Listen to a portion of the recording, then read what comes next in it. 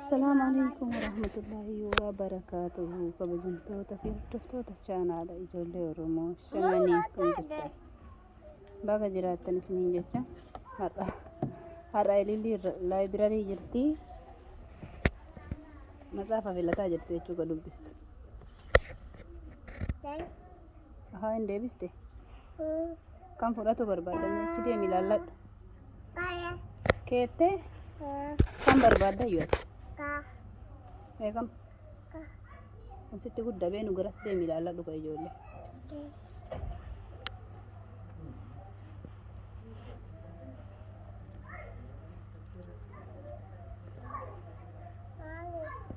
Kan bakka taa'anii dubbisan matsaafa fudhadhu ka dur fudhadhu matsaafa ka itti irraa dubbisu. Kana argatte tokko lama fudhatte beenu bakka biraa ta'etti dubbista kanaan bakka jabaa si ilaalla ka garanaa kana ta'etti argatte.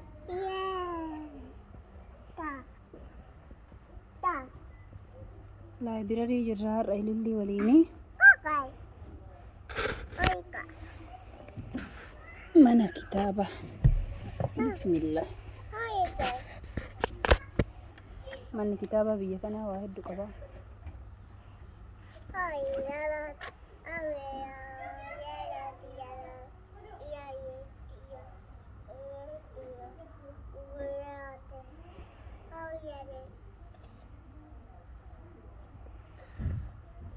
Dubbisime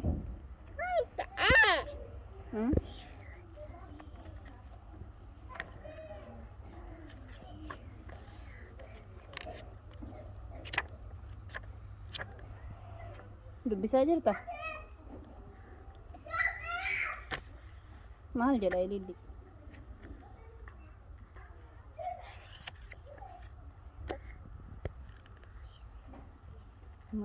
baratte ka dubbisu qaata fixxe kitaaba tokko fixxe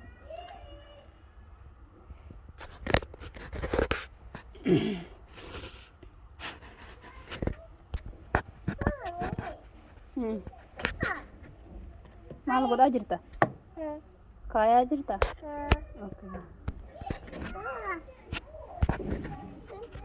waa hedduu qaba laayibrariin iddoo taphaa ijoolleen qabaa kushiinaa qabaa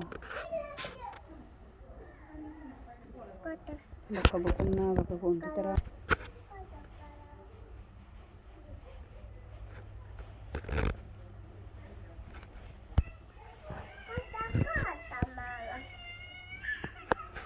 Kesed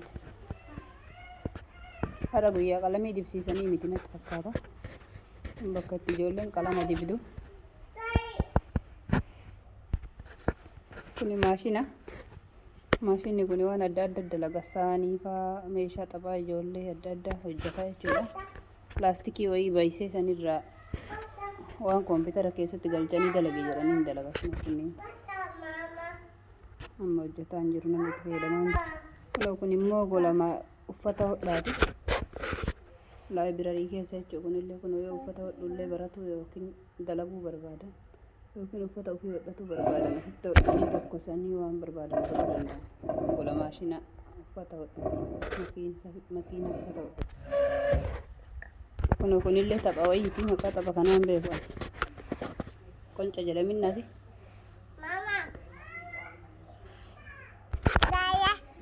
Teettee si sochoosu ililliin soofaa keessa teettee jirti keessa taa'anii sochoofnani doorsanii jirra.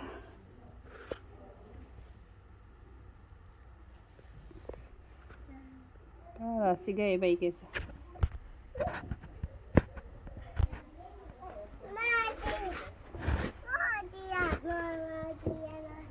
kitaaba afaan garaagaraa hin jirutu keessa jira. Dictionary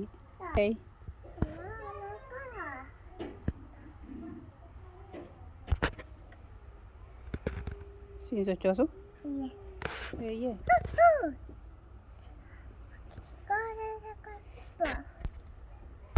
kuni gola keessatti walgahii godhachuu danda'an jechuu yookaan marii keessatti iccitii haasayatan jechuudha.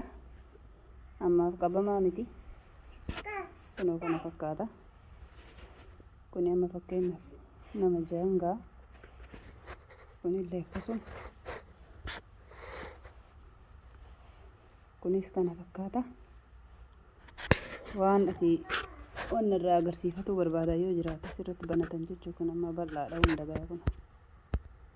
Kaleessee yookiin agarsiisa. Asirratti banatanii irratti mari'atan jechuudha yaada isaaniis. Kuni amma golaa itti marii taasisanii jechuudha. Fakkeenyaaf warri waajjiraa wayii dhufee asitti waa mari'atuu danda'a jechuudha. Abbaa barbaadetu qabata.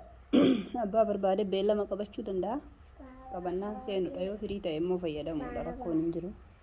Kana fakkaata jechuudha. Bakka tasgabbaayaa bakka baay'ee gaariidha. Amma asirratti kun sa'aatii nama qabatee wajjin asirra jira. Kuni kushiinadha. Nama jira bakka hunda waraabne. Kun ibidda nyaata asirratti bilcheeffachuu danda'an ofii fidatanii. Meeshaan immoo asitti argama. Kun saaxiniiwwan kana keessa fal'aanaa maal waan barbaachisantu jira. Kuni nyaata ho'ifatan. Firiijillee ni jira. Kun buna yoo barbaadan as fidanii danfisatuu danda'an. Maashinni ni jira. Saaxiniin akkasii. Ibiddi lammaffaalleen kun as jira. Ooviniin ni jira. Piizzaasitti godhachuu feenan nyaata biraa gosa barbaadan. Meeshaa isaanii yeroo itti fayyadamanii geessan kunoo maashinni keessa naqanii fi itti miicanii ni jira. Ammallee maashinni itti nyaata ho'ifatan kan lammaffaallee kana fakkaata. Saaxiniin achi aantutu humna meeshaa itti waa qulqulleessan keessa kaa'atanii jechuudha. Kunoo amma bishaan qicuu fayyada ilillee asii. Kushiina laayibireerii jira. Kushiina mana kitaaba. Dhugi dhaabadhu. Bismillah.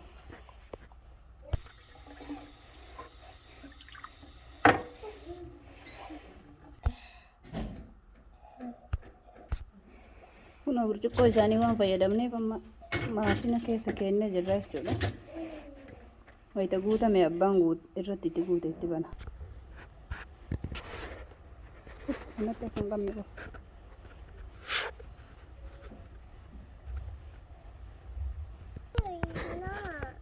Ilillee matsaafa dubbisutti deebitee jirti.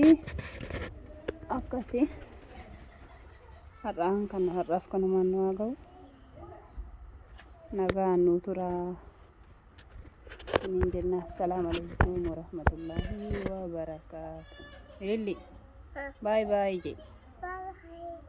Bye bye jedhi. Bye bye. Nagayatti jedhi.